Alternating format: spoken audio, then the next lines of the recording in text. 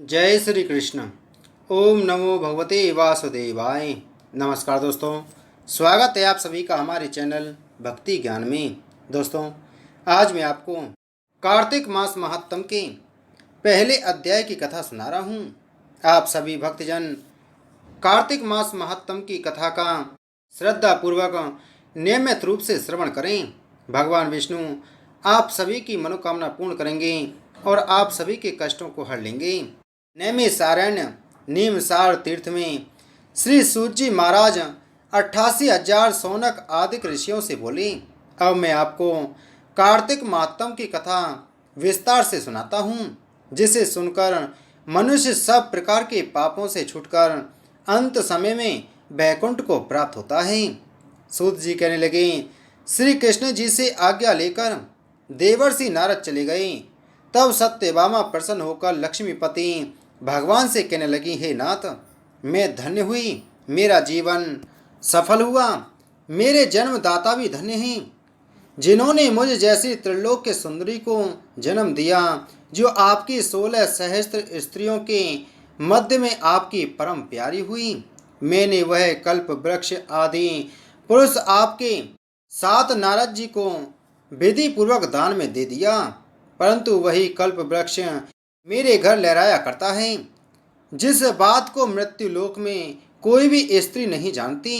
हे त्रिलोकीनाथ, हे मधुसूदन, मैं आपसे कुछ पूछना चाहती हूँ, जो आप मुझे प्रिय कहने की इच्छा रखते हैं तो आप मुझे विस्तार पूर्वक कार्तिक महात्म की कथा सुनाओ, जिसे सुनकर मैं अपना हित करूं तथा जिसके करने से कल्प पर्यंत भी आप मुझसे विमुख न हो जाएं। सूत जी बोले, सत्यभामा के ऐसे वचनों को सुनकर हंसते हुए श्री कृष्ण जी सत्यभामा का हाथ पकड़कर तथा अपने सेवकों को वहीं रोककर विलास युक्त अपनी प्यारी को कल्प वृक्ष के नीचे ले गए और हंसकर कहने लगे कि हे प्रिय, 16,000 रानियों में से मुझे तुम प्राणों के समान प्यारी हो। तुम्हारे लिए मैंने इंद्र से तथा देवताओं से विरोध किया था। हे कांते, जो बात तुमने पूछी है उस महा अद्भुत बातों को सुनो। सूत जी बोले, ए दिन श्री कृष्ण भगवान ने सत्यभामा की प्रिय कामना के लिए गरुड़ पर सवार होकर इंद्र लोक जाकर कल्प वृक्ष मांगा। तब इंद्र के मना कर देने पर गरुड़ का इंद्र से घोर युद्ध हुआ और गौलोक में गरुड़ जी ने गौ से युद्ध किया।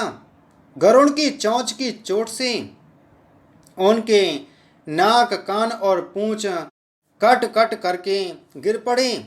उनके रुद्र से 3 वस्तु उत्पन्न हुई, कान से तमाकू, पूंछ से गोभी और खून से मेहंदी। इन तीनों के प्रयोग करने से मोक्ष प्राप्ति नहीं होती। तब गौ ने भी क्रोध में भरकर गरुड़ को मारा, जिससे उसके 3 पंख टूटकर गिर पड़े। इनके पहले पंख से नीलकंठ, दूसरे से मोर, तीसरे से चकवा चकवी उत्पन्न हुए।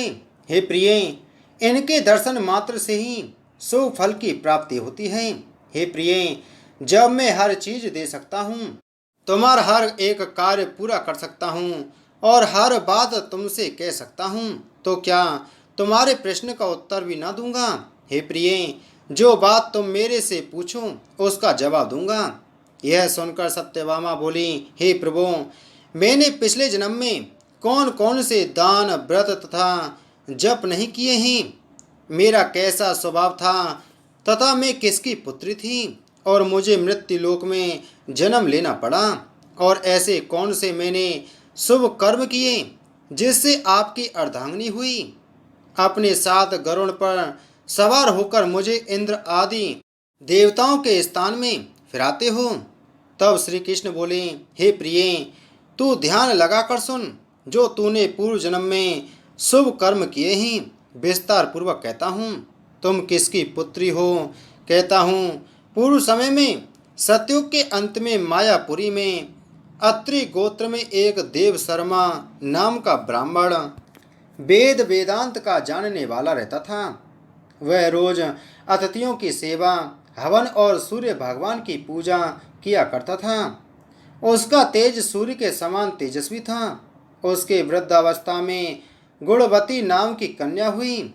उसका विवाह उस पुत्रहीन ब्राह्मण ने चंद्र नाम के अपने शिष्य के साथ कर दिया। चंद्र को अपने पुत्र के समान मानता तथा चंद्र भी उसे अपने पिता के समान मानता था। एक दिन वे दोनों कुश और समदा लेने के लिए वन में गए। हिमालय की तलहटी में भ्रमण करते हुए उन्होंने एक राक्षस को आता हुआ देखा।